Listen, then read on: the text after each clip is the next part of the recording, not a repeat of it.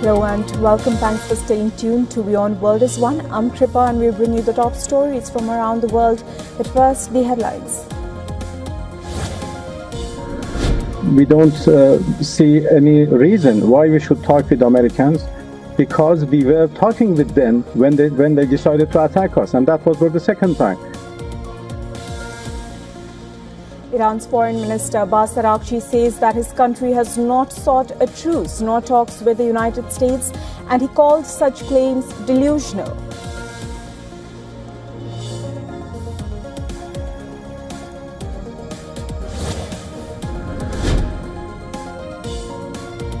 Iranian media lists areas in Dubai and Doha where it says US military personnel are hiding, and it says the locations will come under attack. Iran urges local residents to evacuate immediately.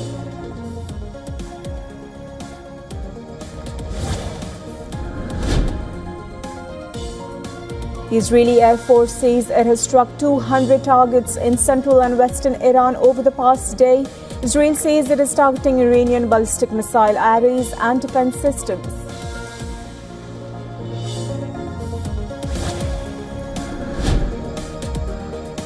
Iran says that 56 cultural sites in the country, including museums and bazaars, historic government buildings and mosques, have been damaged in American and Israeli strikes on the country.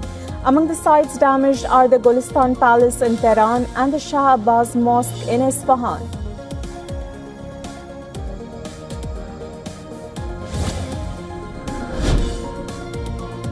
The price of US West Texas Intermediate crude oil jumps by over 2% and crosses $100 per barrel as oil futures trading resumes and the war in Iran shows no signs of stopping. The international oil benchmark Brent crude jumps to $106 per barrel.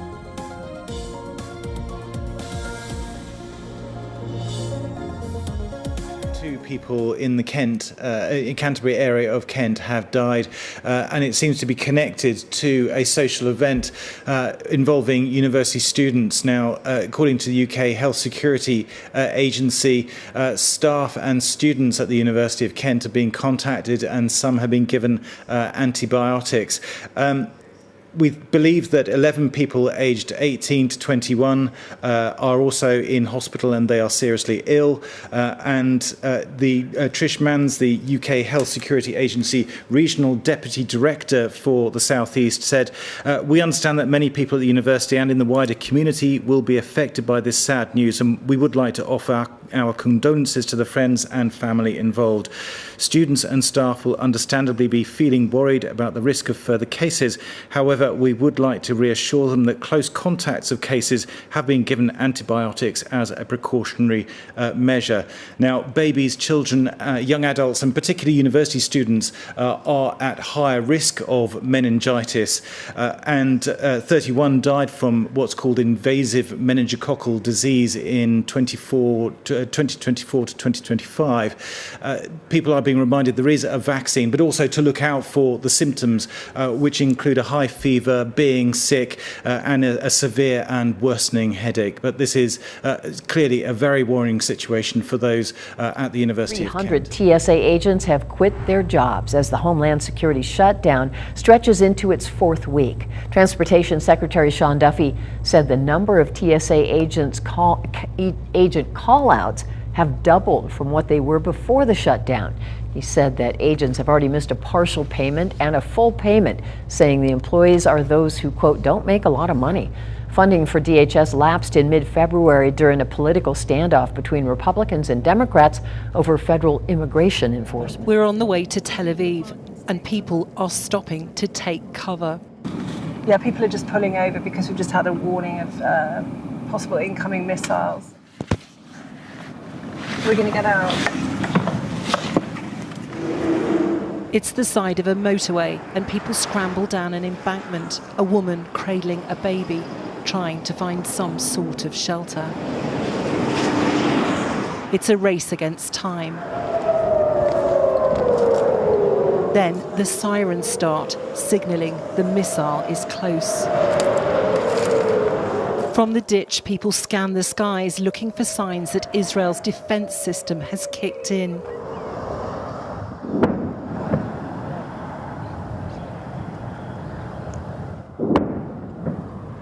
The booms are the sounds of the interceptors making contact with a volley of missiles fired from Iran. We head off to a location just a few kilometres away.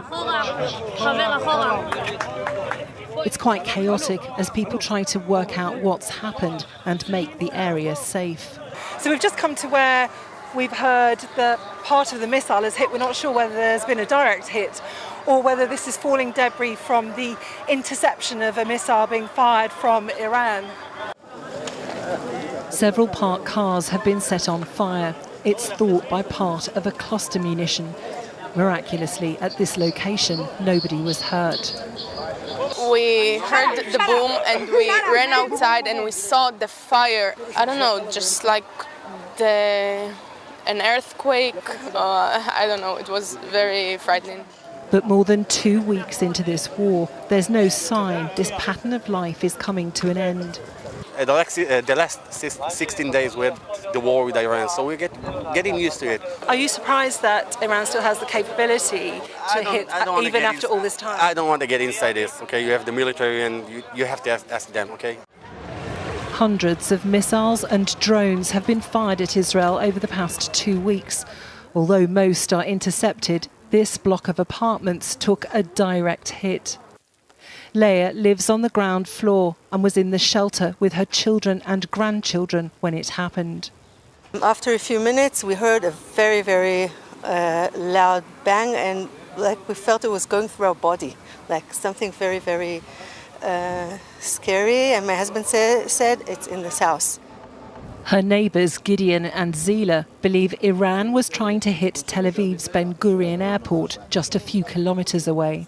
I think everyone thinks it never happened to you. When you get into your car, do you think you'll get an accident? The tumbling debris from intercepted missiles can be just as dangerous, landing randomly. Here, it crashed down on a storage container. We found Kobe living right next door. He didn't have a shelter to go to. Do they even know what they're aiming at? They just fired. It landed right next to my house, of all the places. Nobody wants to be the unlucky one, which is driving Israelis to underground shelters day and night. Nobody's here as a hero. Don't try to be a hero. Come down to the bomb shelter and it's gonna be fine. Israel isn't suffering large-scale casualties like Iran and Lebanon, but the psychological warfare will undoubtedly take its toll as the days turn to weeks in this war. Lisa Holland, Sky News, Tel Aviv. As oil prices remain high amid the ongoing war in the Middle East, its impact is increasingly filtering down into the lives of people across Africa.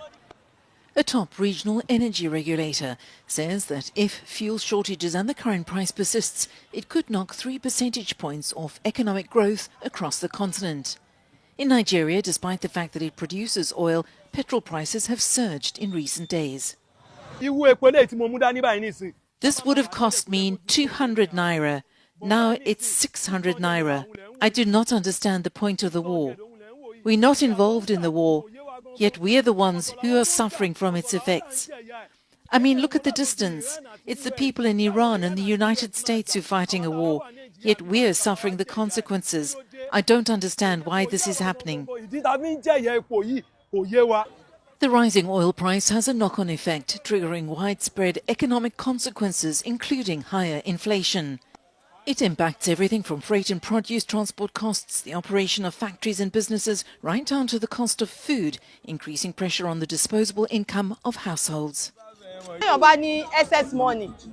If somebody has a lot of money lying somewhere, stock your home with essential things, because we do not know where the price hike is heading. Items are getting more expensive. Take, for instance, 2 days ago, items were being sold at normal prices, but now they're more expensive compared to 2 days ago. If you have money, please buy essentials. Time's also running out. Most African countries have fuel reserves for just 15 to 25 days compared to the International Energy Agency standard of 90 days. So in my district, we have a warehouse that's being converted by the Department of Homeland Security into an ICE detention center. I think one of the things to center is where the location is, which is essentially next to several thriving neighborhoods. The area in the city is not zoned for this, obviously. There was no communication with local officials or state officials or even congressional officials on this come to town. So it's something that we're pretty much all unanimously opposing in the area, and hopefully we're going to be able to block it, but I think it's going to be an uphill battle. Through the courts or what? You know, I think it'll be interesting. Obviously, we have federalism in the United States, and there's the supremacy clause. But there's a little bit of hope. I think with public pushback, maybe we can get this administration to change their mind. But also, it's not zoned for that. So, sometimes, maybe we can get local zoning to prevail there. Who owned the property? So it was owned by, I can't remember the exact name, but it was up for sale, and it was actually, before it was sold, was about to be sold to, I believe, Toyota, which would have brought good working class jobs to the district, but instead it was sold to ICE, and I don't know if the details have come out about this. So basically you guys messed up, because if you had gotten to the seller, you might have been able to convince him or her or they not to do this. I think if there was some public notice of this, that would certainly... Well, aren't you supposed to know this stuff?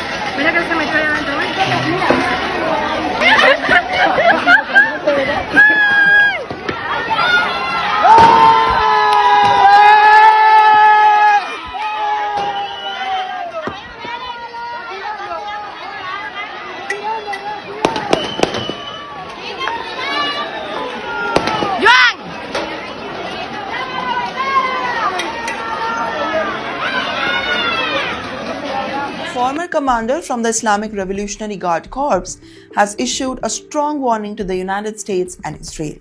Mohsen Rezai said that the end of the war is in Tehran's hand. His statement suggests that Iran believes that it has the power to decide how and when the conflict can stop. Rezai also spoke about the condition that Iran believes must be met before the fighting ends. One of the main demands that was mentioned was the compensation from Washington, D.C., and according to him, the United States should pay the damage caused by recent military strikes linked to the conflict. Iran says that the several attacks and the military actions have harmed its interest and infrastructure massively. Well, because of this, Iran's leaders believe that the compensation should be part of any agreement to stop the war. Rezai said that one of the key requirements is peace and the peace talks that move forward. He also suggested that there are only two conditions that must be met before the discussions happen. While he did not explain every single detail, his message was clear that Iran expects negotiation and guarantees before they de-escalate. Well, Iran's Masoud Pezeshkian had also spoken about the possible ways to reduce the tension. He said Iran is open, but only if the certain conditions are respected. According to him, Iran wants security of its own country and respect for the sovereignty.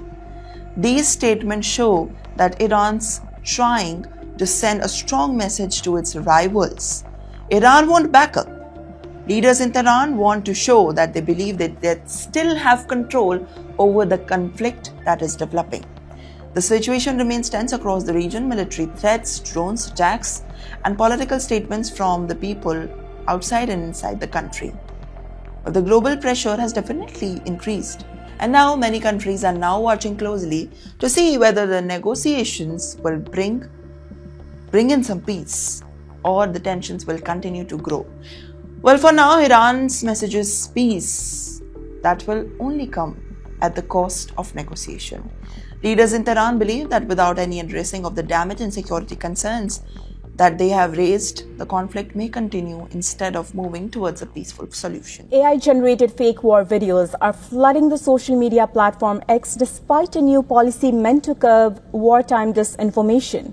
Researchers said deepfakes about the ongoing Israeli-US war on Iran are spreading rapidly, often looking so real that users struggle to tell fact from fiction.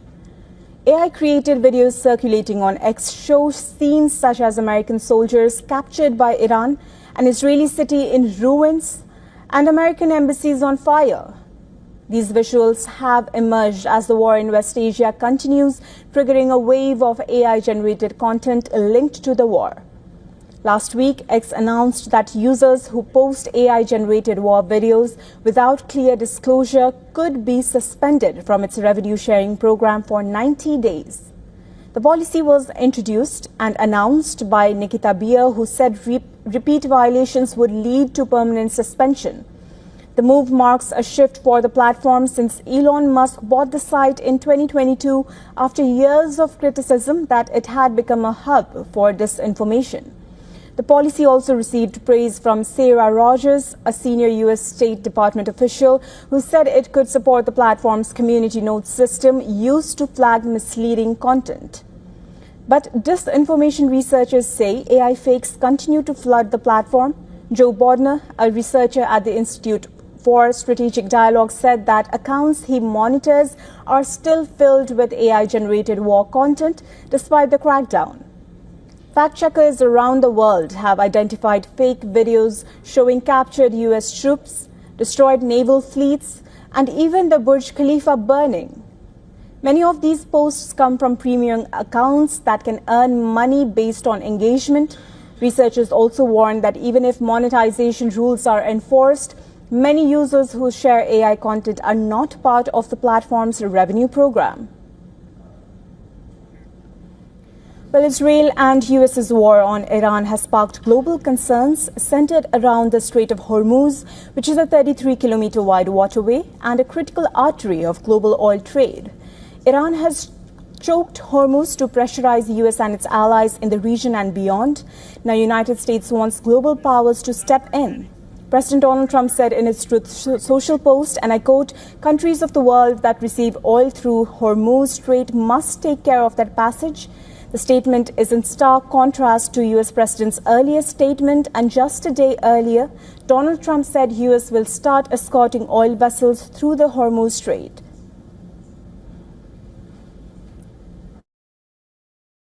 Mr. President, when will the Navy start escorting tankers through the Straits of Hormuz?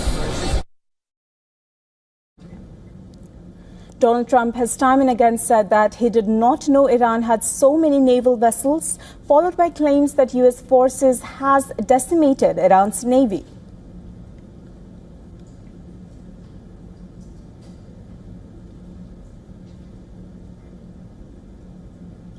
Look, we took out just about all of their mine ships in one night. We're up to boat number 60. I didn't realize they had that big a navy. I would say it was big and ineffective. But every one of their ships, just about all of their navy is gone. In the latest, Iran's Foreign Minister Abbas Araghchi has clarified that Strait of Hormuz remains open to all ships except those of US and its allies. When US President launched attack on Iran, global powers were caught off guard. Even the closest US allies had little idea about what to expect from the war in Iran.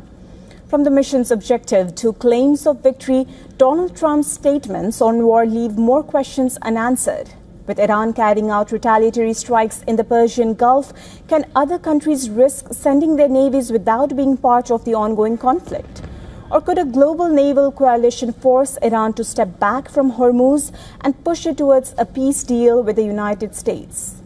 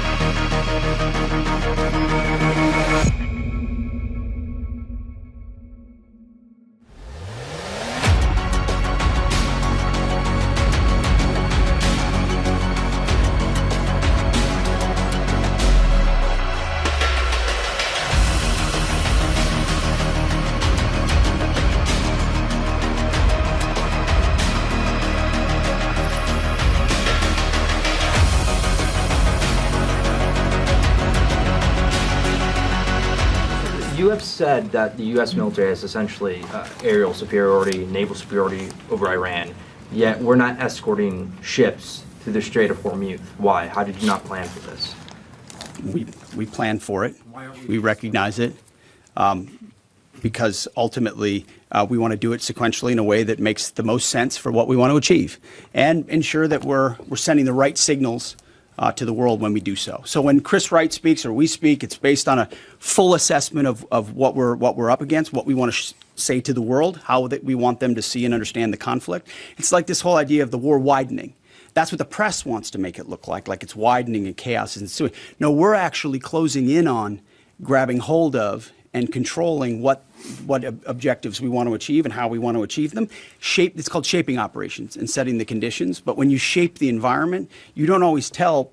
I mean, foolish political leaders and foolish military leaders of the past will hang an exact deadline on it. Or here's exactly when we'll do what we're going to do. Or here's how long it's going to take us. And then if you meet that, maybe you meet it. But if you don't, you fail. And if you're far beyond, we know exactly what we're shaping and why. We're sending those signals working across the interagency. The Strait of Hormuz is something we've paid attention to from the beginning. And the American people can rest assured we will ensure that our interests are advanced, no doubt.